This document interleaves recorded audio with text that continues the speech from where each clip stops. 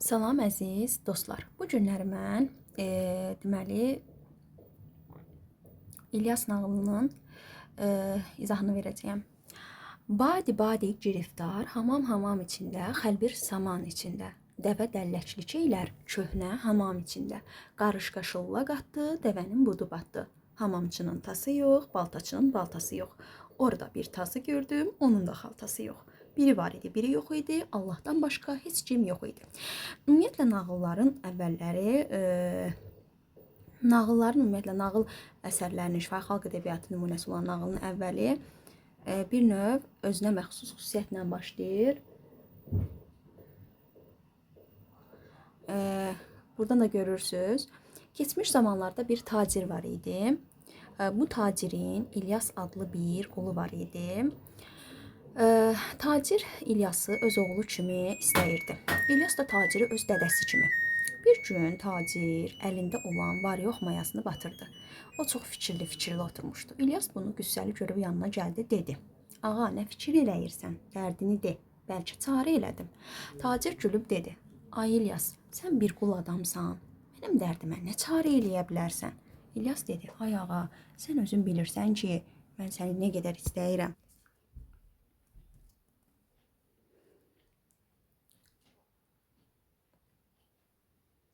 Bəlkə ikimiz bir yerdə dərdinə dərman elədik."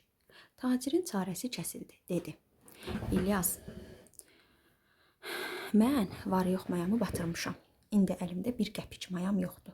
Onun fikrini eləyirəm ki, indi mən nə eləyəcəyəm?" İlyas dedi: "Ağa, bundan asan şey yoxdur. Apar məni sat. Həmin pulu əlində maya ilə." Tacir gülüb dedi: "İlyas, əvvəla mən səni çox istəyirəm. Necə səni aparım satım? Bir də ki, sənə nə pul verəcəklər ki, mən onu əlimdə maya eləyim?" İlyas dedi: "Ağa, mən qiymətli qulam. Mən dünyada 3 şey yaxşı tanıyıram. Atı, daşqaşı, adamı. Odur ki, apar məni bazara 500 tümənlə aşağı satma.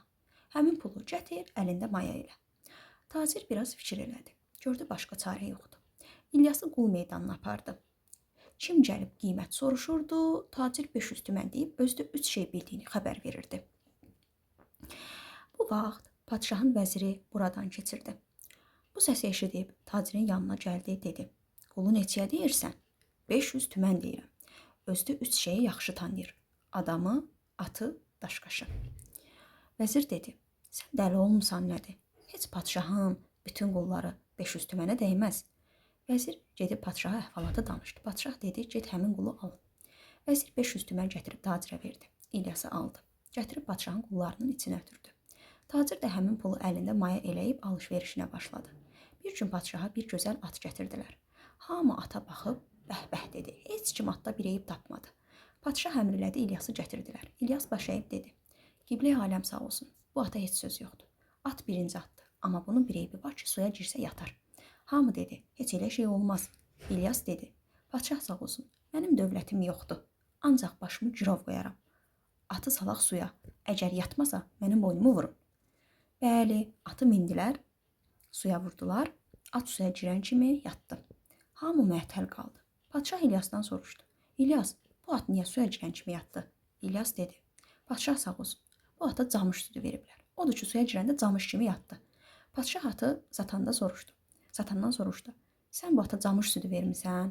Astadan baş əyib dedi: "Padşah sağ olsun, bu at anadan olandan sonra anası öldü. Mən də onu camışımızla əmizdirdim."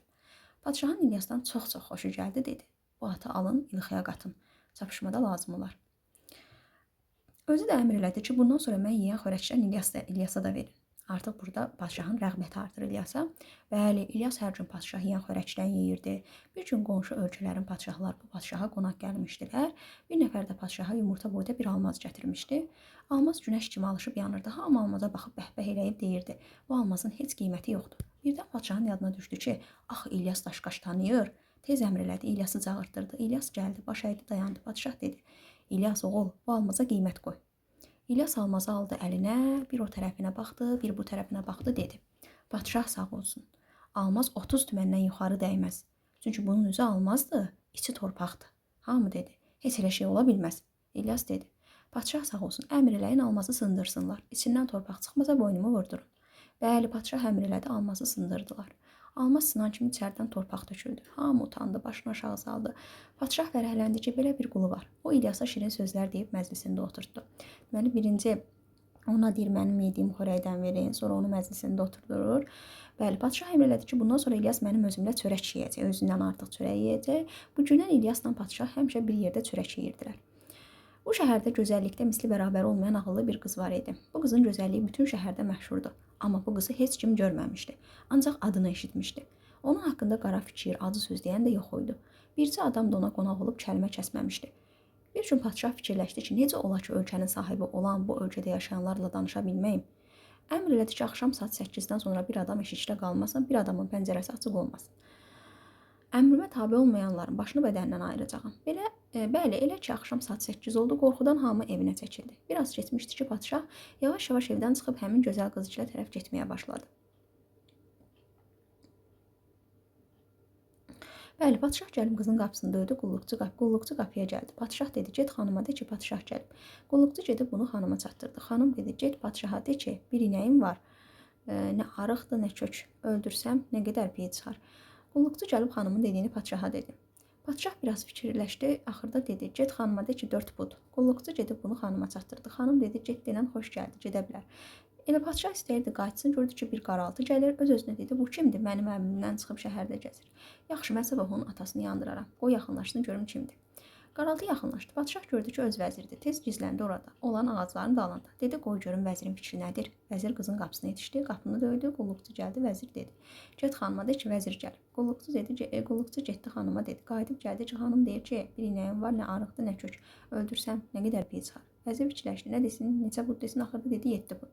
Qulluqçu gedib xanıma xəbər verdi, gəlib dedi. Xanım deyir ki, gedə bilər, xoş gəldi. Vəzir istəyirdi qayıtsın, bir də gördü ki, aha, budur, bir qaraltı gəlir. Öz-özünə dedi, aya, bu kimdir, eşiyə çıxıb. Səhər padşaha deyəcəyəm, bunun başını bədəndən ayırsın. Tez ağacların dalına girdi ki, gizlənsin. Gördü, padşah da burada mısıb. Vəzir istədi, səs eləsin, padşah dedi. Dinmə görək, bu gələn kimdir, görək, bu nə deyəcək. Bunlar burada mısdılar, qaraltı yaxınlaşdı, gördülər ki, bu gələn İlyasdır. İlyas qızın qapısını döydü. Qulluqçu gəldi, İlyas dedi. Get xanıma de ki, padşahın qulu İlyas gəlib. Qulluqçu gedib xanıma xəbər verdi. Gəlib həmin sualı ona da verdi. İlyas dedi. Get xanıma de ki, qəbuldur. Padşahla vəzir lap məhtəl qaldılar. Dedilər, nə olsun ki, bunu biz də deyərdik də. Bəli, qulluqçu gəlib qapını açdı. İlyas içəri girdi. Padşahla vəzir işi belə görüb tez bir təhər özlərini qızın bağçasına saldılar. Ağacların altında gizləndilər. Gördülər ki, İlyas eyvanda əyləşib. Bəli, qulluqçu əlində bir məcməyi üstündə ağ örtük gətirib İlyasın qabağına qoydu. İlyas məcməydən örtüyü götürdü. Məcməydə bir qayçı, bir varaq kağız, bir quran, bir top iynə, bir də bir nar var idi. Padşahla vəzir dedilər, hələ qoyaq ki, biz də demişik qəbuldur. Yaxşı, bəs bu nə olsun? Nar, quran, iynə, qayçı. Bu sirri ki, bilməyəcəkdik. Qoy görək İlyas nə eləyəcək? İlyas iynələri götürüb hamısını bir-bir narın üstünə taxdı. Sonra kağızı götürüb cıqqıl-cıqqıl doğradı. Sonra quranı öpüb yerinə qoydu. Padşahla vəzir bir-birinə dedilər. Yaxşı, bu nə deməkdir? Bu halda qulluqçu gəldi. Məcməyini apardı. Bəli, elə ki, qulluqçu məcməyini apardı.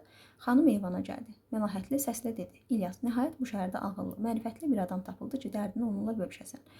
Vəzirlə padşahın az qalırdı paxıllıqlarından bağırları çatlasın. Ertəsi gün İlyas çox bivaq gəldi. Padşah dedi. İlyas, gecə hardaydın? İlyas dedi. Padşah sağ olsun. Məni sənə satan tacirin anasını mən özümə ana kimi bilərdim. O da məni çox istəyərdi. O ölübdü. Getmişdim onun qəbrinin üstünə. Qəbrin üstündə ağladım, yuxu tutdu. Qaldım qəbrin üstündə. Bir də gördüm ki, səhərdir. Padşah bildirdi ki, İlyas yalan deyir. Yenə dedi. İlyas düzündür, gecə hardaydın? İlyas dedi, padşah sağ olsun, yuxu tutmuşdu, qalmışdım qəbrin üstündə. Padşah hirsləndi, şirin sözləri bir kənara qoyub qəzəblə dedi, İlyas düzündür, gecə hardaydın, yoxsa başını bədəndən ayıraram. İlyas yenə dedi, padşah sağ olsun, yuxu tutmuşdu, qalmışdım qəbrin üstündə. Padşah əmr elədi ki, aparın bu məlunu oxlayın. Amma o xatanları öyrətdi ki, oxu elə atın ki, İlyasa dəyməsin, çünki bu sirləri öyrənmək istəyirdi. Bəli, İlyası oxa basdılar, amma ox İlyasa dəymirdi. Boynunun qoltuğunun altından keçirdi. Padşah gəldi, dedi, İlyas, düzündür görüm, gecə hardaydı, yoxsa bu saat səni astıraram. İlyas yenə dedi, padşah sağ olsun, yuxu tutmuşdu, qalmışdım qəbrin üstündə. Padşahın qəzəbi artdı, hirs beyninə vurdu. Gördü ki, bu dediyini deyir, əmr elədi. Bu saat bunu asın. Bəli, İlyası dar ağacının altına gətirdilər. Kəndiri boğazına saldılar. Elə ki, istədilər kəndiri çəksinlər, bir də gördülər ki, bir atlı çapa-çapa gəlir. Atlı elə yeyin gəlirdi ki, yəni yavaş gəlirdi ki, atın üstündəkini görmək mümkün deyildi. Elə ki, dar ağacının altına yetişdi, çapa-çapa yerə bir nar vurub, yel kimi getdi. Nar parçalanıb dağıldı. İlyas dedi, dayanın, deyim. Bəli, İlyasın boynundan kəndiri açdılar. İlyas dedi, padşah sağ olsun, gedək saraya, bu sirri tək sənə deyəcəyim. Padşahla İlyas getdilər saraya. İlyas dedi, padşah sağ olsun, gecə mən filan gözəl qıza qonaq edim. Onun ağılına, kamalına, qeyrətinə heyran oldum. Padşah dedi, yaxşı, o piy məsələsi nə idi ki, sən dedin qəbuldur. İlyas dedi, padşah sağ olsun, xanım o sualla demək istəyirdi ki, sən məni görməmsən. Bilmirsən, arığam, kökəm, gözələm, tirkinəm, ağıllıyam, ağılsızam. Onda mən dedim ki, qəbuldur. Yəni hər necə olsan, gözəl də, çirkin də, arıq da, kök də, ağıllı da, ağılsız da mənə qəbulsan. Onda qapını açdılar, məni içəri buraxdılar. Padşah dedi, yaxşı, o məcməyə məsələsi nə idi? İlyas dedi, padşah sağ olsun. O atlı ki, keçdi, narı vurdu yerə, nar dağıldı, həmin qızdı. Narı yerə vurdu. Dedi ki, bu sir mənimsə qoy açılsın. Tək ki, sən ölmə. Odur ki, mən də olanları dedim. Padşah İlyasa pəhpəh deyib öz yanında oturdu, dedi. İlyas, axı sən adamı da tanıyırsan. İndi də görün mən necə adamam. İlyas dedi, padşah sağ olsun, sən çörəkçi olmusan. Sən nə danışırsan? Mən padşah oğluyam. Mənim atam da bu şəhərin padşahı olub, babam da. Padşah sağ olsun, əmr elə anan gəlsin, soruş. Elə olmasa boynumu vurdur.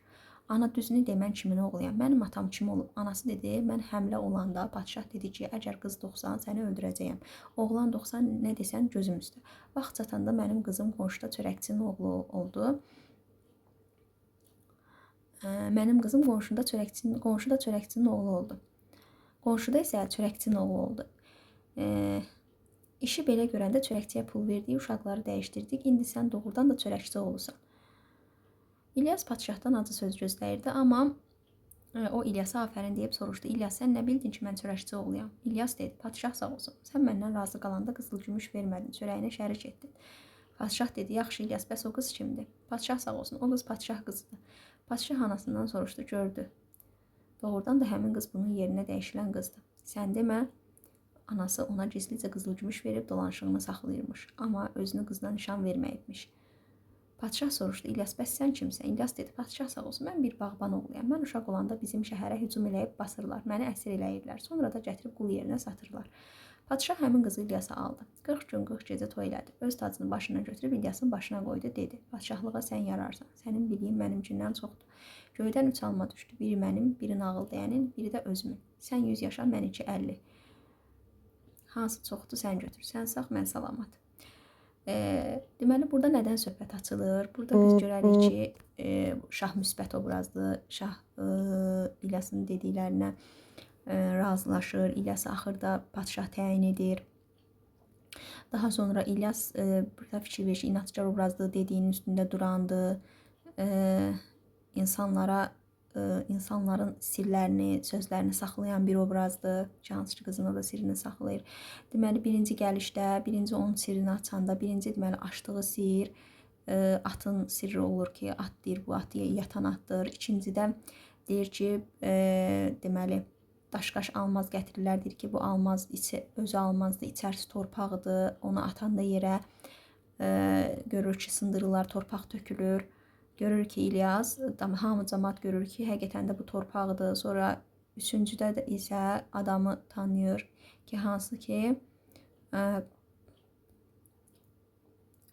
artıq İlyas padşahın öz xüsusiyyətini, qızının öz xüsusiyyətini və öz xüsusiyyətini sadalayır. Deməli, birincidə padşah İlyasa öz yediyi xörəkdən verməsini istəyir. İkincidə özü ilə bir yerdə çörək yedizdirir. Üçüncüdə isə onu padşah təyin edir. Yəni, biz belə fikirlərin şahidi oluruq. Fikirlərdən biri doğrudur. Padşah və vəzir qızın birinci sualının cavabını bilirdilər. Deməli, padşah və vəzir qızın birinci sualının cavabını bilirdilər. Əslində bu yanlış fikirdir. Onlar bilmirdilər hələ sualın cavabını. İlyas deyəndən sonra bilirlər. Qızın məqsədi fikirlərini ağılı uzaq görən insanla bölüşmək idi. Bəli, cavab B variantıdır. Vəzir ağılı uzaq görən dövlət adamı idi. Xeyr, uzaq görən deyildi. O suala cavab verə bilmir. Ağılı suala cavab verməyən 7 deyir orada. Padşahın İlyası astırmaq fikri yox idi. Əslində fikri yox idi deyəndə bəli, o deyir, axı orada fikri var idi. O deyir ki, astıracam səni. Həm padşah, həm də vəzir paxıl idilər, bəli. Yox, padşah əgər paxıl olsaydı, ona padşahlığı təyin etməzdi İlyasa. Burada cavab B variantı olacaq. Fikirlərdən biri səhvdir. Padşah bilirdi ki, qız İlyasın ölümünə razı olmayacaq. Deməli, xeyr, bunu padşah bilmirdi axı. İlyas deyəndən sonra bildi. A variantıdır cavab. Ana doğma qızının firavana yaşaması tünəlindən gəlenidir. Bəli. İlyas qonaq getdiyi qızın ağıllı, namuslu olmasını yüksək dəyərləndirir. Bəli, doğrudur. İlyasın yozumlarının doğru çıxması padşahı fərəhləndirir. Bəli, doğrudur. İlyas hadisələrin belə bitəcəyini bilmirdi. Bəli, o bilmirdi ki, padşah olacaq. Burada cavabımız A variantı olacaq. Bu qədər.